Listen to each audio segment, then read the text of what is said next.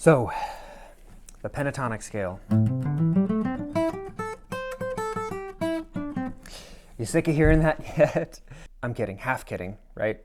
Because if you've been playing that for a while, right, it can start to sound kind of a little bit stale, and we can sort of want to try to get away from it. And there's really a couple of easy ways to do that without really feeling like you have to go out and learn a whole bunch of new stuff, a whole bunch of new theory, a whole bunch of new scale shapes and stuff like that. It just takes a little bit of like willingness to step outside of the box, right? Everyone's always like, how do I just, like, I get a lot of students like that are like, how do I step outside of the box and break out of the box? It's like, well, you have to be willing to step outside of the box. Because I get a lot of people, and I myself ran into the same thing, and that aren't willing to do this. If you're not willing to do that, then you aren't going to probably get outside of the box, right? So just do that. You know, everyone can be willing to do that. Everyone is willing to do that if they're in their room alone, right? Just go into a mode where you're thinking like, I'm just going to experiment. I'm not going to expect myself to make any amazing sounds. I'm just going to be a scientist with this, right? And so here's what we can do. I got a couple of things here for you. 3 things that'll make you a pentatonic scale playing just a minute. I'm just kidding. I don't know if it's 3. I'm not being as formulaic as I used and scripted as I once was. I'm going off the cuff a little bit more now. So it's probably going to be 3, but we might have a bonus one here. So, but if you notice, we've got like this pentatonic scale, right? We'll play A minor, right? And if you're sick of hearing even the extended version of this, then it's like, yeah, I mean, like the extended pentatonic scale is really cool, but then even that, like you can get a lot of mileage out of that, but it's still limited within the pentatonic scale. And there's a couple things that you're still maybe not doing. So let's talk about that, right? So when we're playing, the first thing that we want to do is to try to be thinking in bigger intervals, right? So we don't want to, because our ears are really getting tired of hearing, you know, that. And just like,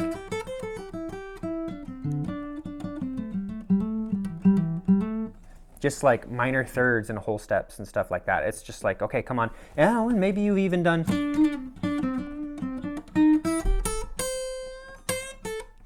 doing your, you know, bends and stuff like this, and you're doing your blue note. Cool. This is still a big thing that we can try to really try to get used to, because when you're playing, one thing you want to get used to is playing bigger intervals, like I said.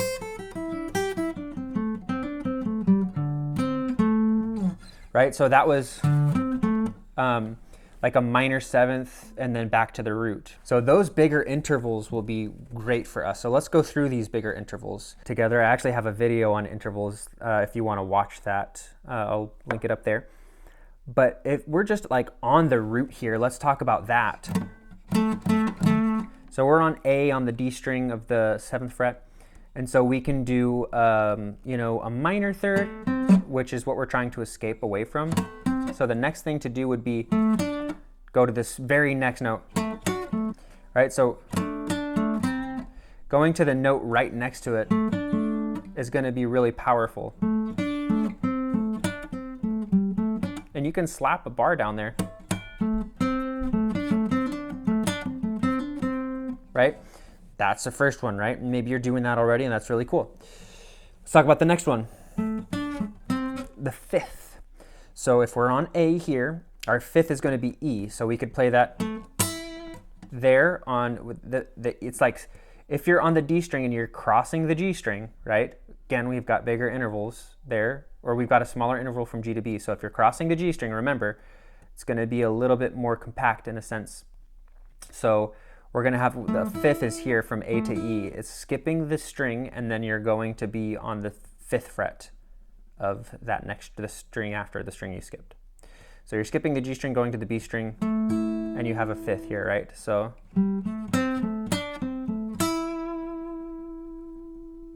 tasty big interval there.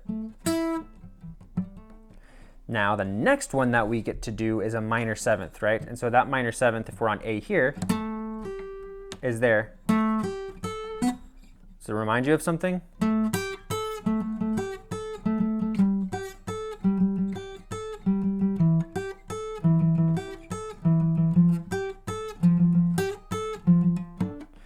right? So that is that song, right? Minor sevenths. Oh, I wonder why that sounds so good. Well,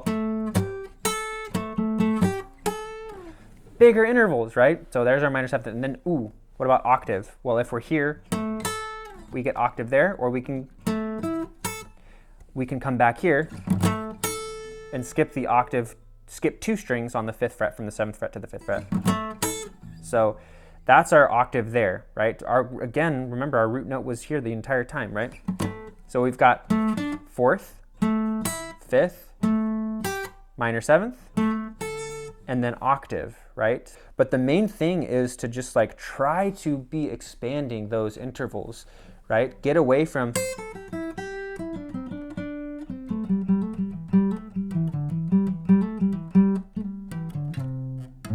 right? Because we want to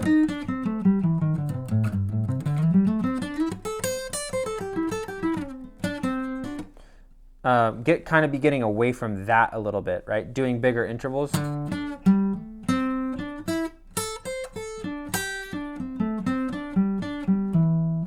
And you don't have to, that was like a little much of the intervals, right? But you can play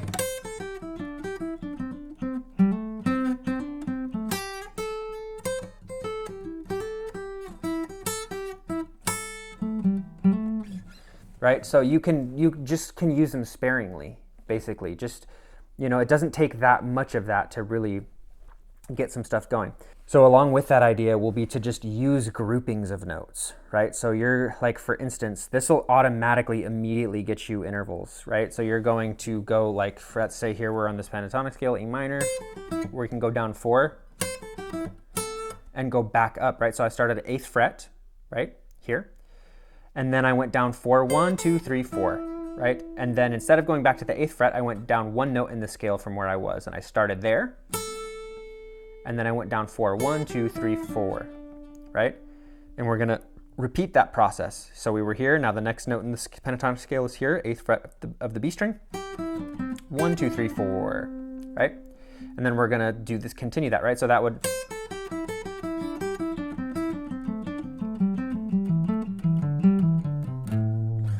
right? And that can be a really powerful thing.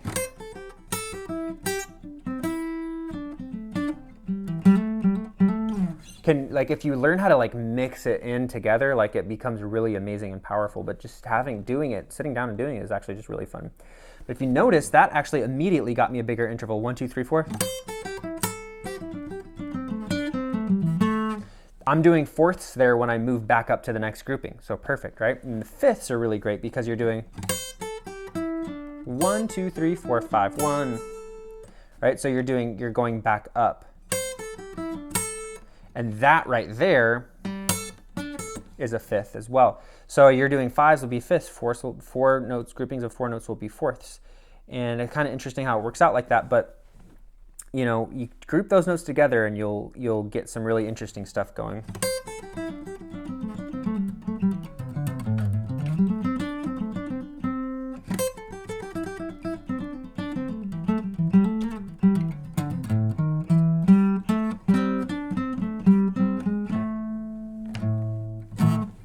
I don't know. So let's talk about this third one here. The third one is going to be use the notes that are like in between or outside of the pentatonic scale, however you want to think about that. Here's where doing the in-between notes of the scale really comes into play and helps out a lot. When you have the whole steps, like in the minor pentatonic or Aeolian pentatonic on the 5th fret and the 7th fret of the A, the D, and the G strings, right? We have like that whole step on all of those guys. We can play in between those notes and it's gonna sound good as long as you keep moving through it.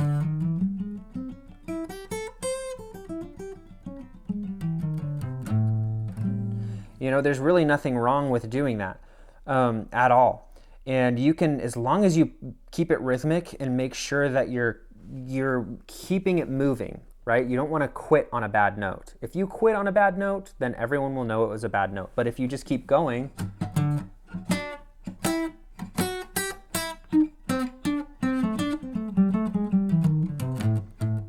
right? It'll be fine. It'll be fine for the most part. So you just want to keep going.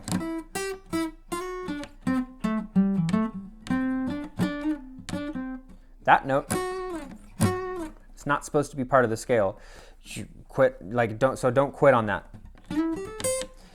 And so just move through these notes, right? The minor thirds, if you want to, like I almost just played every single note in between there. And that doesn't even sound that bad.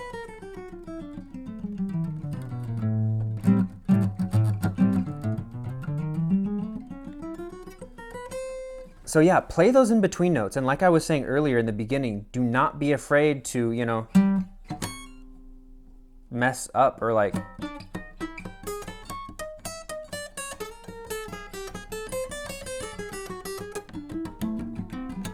Sometimes I do this in front of students just to kind of make them cringe a little bit and be like, that's going to happen a lot in here. So I just did it there. If you do it, it's fine, right? So playing these in between notes and being comfortable with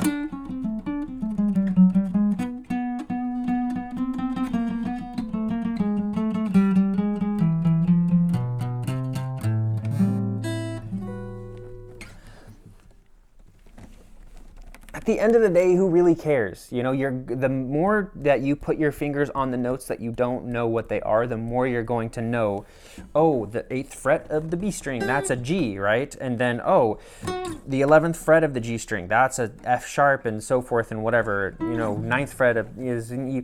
Well, it doesn't matter. Like, just go ahead and get there and play. And then you'll know if you want to stay away from that note, you don't have to be there if you don't want to.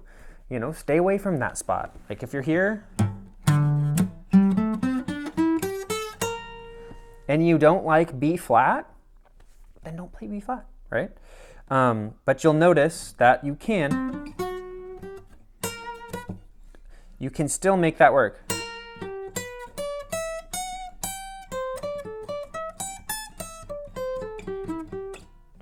So, like, just don't be afraid of those notes, and like, who cares? Like, who really cares? The more comfortable that you are with sounding bad, the better you're gonna get, right? And no, this is not me coping.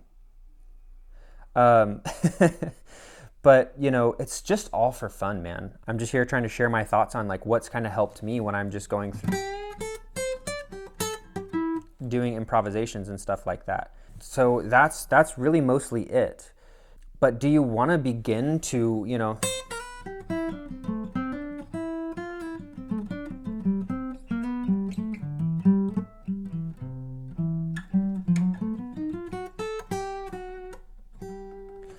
step into the major scale? And there we played some passing tones or some chromatic tones.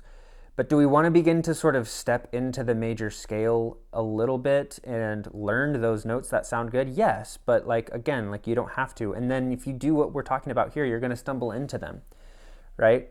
And so this is just a couple ideas, get you going here. This is the things that I did, right? Those blue notes aren't in the scale, so why do they sound so good when you play them? Maybe there are other notes outside of the pentatonic scale that are going to sound ugly but good, or gritty or something like that, right? So get out and explore those. I guess I'll see you next time. But if you have stayed till the end, it probably means that you actually, that you care about this small channel or that I know you. Hello, in which case. So I just want to thank you for being here and sticking around. And, I'll just tell you a couple of things that have been going on recently and the thoughts for the channel. Recently, I stopped doing this for a really long time. And I think part of that was probably just because I was getting a little bit burnt out. I was trying to really make the production amazing. And those last 2 or 3 videos that I did, to me, those were kind of really, really, really good. Some of the best videos that I ever made now. And, not in comparison to anyone else, just from my own, journeys and stuff like that. But it made me really tired. And I started getting really tired from doing that. And I had a lot going on and still do, but I'm going to continue to do these videos. They will probably end up being a little bit less scripted. So yeah, beware for just some rants and on the flies. And if you're here for that, I'm so happy. I appreciate you. Yeah, thanks for tuning back in, and I'm looking forward to seeing you again soon in the future and wherever you are. I hope you have just the most amazing day that you've ever had. See you soon. Take it easy.